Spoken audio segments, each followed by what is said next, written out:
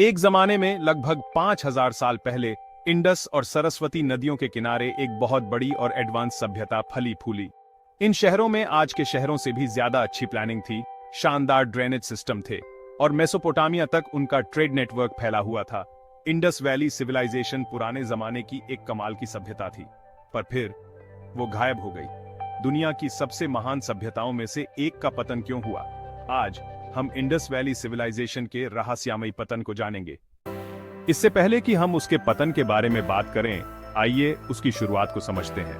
लगभग 2600 BCE में शुरू हुई इंडस वैली सिविलाइजेशन, जिसे हड़प्पा सभ्यता भी कहते हैं, 10 लाख स्क्वायर किलोमीटर से ज्यादा इलाके में फैली हुई थी, जिसमें आज के इंडिया, पाकिस्तान और अफगानिस्तान के कुछ हिस्से शामिल थे। इसके शहर जैसे हड़प्पा, मोहनजोदारो, धोलावीरा और लोथल आर्किटेक्चर के शानदार नमूने थे।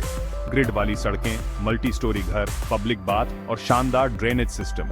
और ये बात जान लो, यहाँ कोई मंदिर या बड़े महल नहीं मिले हैं, जिससे पता चलता है कि ये एक बहुत ही बराबरी वाली सोसाइटी थी। वे कॉटन, बीड्स और पॉटरी का व्यापार करते थे और एक रहस्यमयी स्क्रिप्ट का इस्तेमाल करते थे जो आज भी अनसुलझी है। लेकिन लगभग 1900 BCE के आसपास चीजें बदलने लगीं। जो शहर कभी फलता फूलता था, वो अब कमजोर होने लगा। घर अब पहले जैसी फिनिशिंग से नहीं बन रहे थे। मशहूर ड्रेनेज सिस्टम की अनदेखी की गई, ट्रेड नेटवर्क टूट गए, लोग पूरब की ओर गंगा के मैदानों की तरफ जाने लगे। क्या हुआ? इतिहासकारों और आर्कियोलॉजिस्ट्स ने कई थ्योरीज दी हैं, हर एक दूसरे से ज्यादा दिलचस्प। तो आइए इंडस वैली सिविलाइजेशन के पतन के पीछे की कुछ मेन थ्योरीज के बारे में बात करते हैं। सबसे पहले क्लाइमेट चेंज का आइडिया है। एक बड़ी थ्योरी एनवायरनमेंटल बदलावों की ओर इशारा करती है। सैटेलाइट इमेजेस से पता चलता है कि टेक्टोनिक एक्टिविटी की वजह से सरस्वती नदी सूख गई होगी। क्लाइमेट रिकॉर्ड्स 2000 से 1800 BCE के बीच एक बड़े सूखे की संभावना दिखाते हैं। नदियों के बिना खेती खत्म हो गई। खाना न होने का मतलब था कि लोगों को जीने के लिए माइग्रेट करना पड़ा। फिर पुरानी थ्योरी है जो शुरुआती ब्रिटिश विद्वानों ने दी थी, जिसने इंडो आर्यन इन्वेजन को दोषी ठहराया। मोहनजोदारो में कुछ कंकालों को कभी नरसंहार का शिकार माना जाता था, लेकिन मॉडर्न रिसर्च इस बात से सहमत नहीं है। बड़े पैमाने पर हिंसा का कोई ठोस सबूत नहीं है, तो इस थ्योरी को ज्यादातर छोड़ दिया गया है। एक और संभावना नेचुरल डिजास्टर की है। बड़े बाढ़ ने कई बार शहरों को नुकसान पहुंचाया होगा। मोहनजोदारो में खासकर सिल्ट की लेयर्स हैं, जिससे पता चलता है कि इंडस नदी से बार बार बाढ़ आती थी। भूकंपों के साथ मिलकर ऐसी घटनाओं ने जीवन को मुश्किल बना दिया होगा। इकोनॉमिक डिक्लाइन और ट्रेड कोलैप्स एक और थ्योरी है। इंडस के लोग मेसोपोटामिया के साथ ट्रेड पर बहुत निर्भर थे, लेकिन जब मेसोपोटामिया के शहरों का अपनी संकटों की वजह से पतन हुआ, तो ट्रेड रुक गया। इससे हड़प्पा की इकोनॉमी कमजोर हो गई होगी।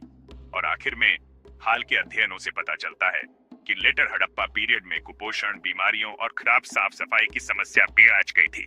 एक गिरते हुए पब्लिक हेल्थ सिस्टम ने भी इसमें भूमिका निभाई होगी। अपने पतन के बावजूद इंडस वैली सिविलाइजेशन की विरासत आज भी जिंदा है। उनकी टाउन प्लानिंग ने बाद के अर्बन डिजाइन को इंस्पायर किया। उनकी वेट सिस्टम और सील ने फ्यूचर ट्रेड प्रैक्टिस को प्रभावित किया। कुछ धार्मिक प्रथाएं और सिंबल, जैसे पवित्र अंजीर का पेड़ या पशुपति जैसे फिगर्स, बाद की हिंदू परंपराओं में भी मिलते हैं। और सबसे जरूरी बात, उनकी रेजिलियंस। हड़प्पा के वंशज गायब नहीं हुए, वे माइग्रेट हुए, अडॉप्ट हुए और गंगा के किनारे नई जमीनों में अपनी यात्रा जारी रखी। इंडस वैली सिविलाइजेशन रातों रात खत्म नहीं हुई। यह एक मास्टरपीस का धीरे धीरे खत्म होना था, जो नेचर और टाइम के कॉम्प्लेक्स इंटरेक्शन की वजह से हुआ। और शायद, बस शायद, इसका आखिरी रहस्य धूल की परतों के नीचे दबा है, खुलने का इंतजार कर रहा है। तब तक यह इतिहास की सबसे बड़ी अनसुलझी पहेलियों में से एक है। अगर आपको इतिहास की यह यात्रा पसंद आई हो, तो लाइक, शेयर और हिस्ट्री एक्सप्लोरेशन को सब्सक्राइब करना ना भूलें, जहां इतिहास की कहानियां जिंदा होती हैं।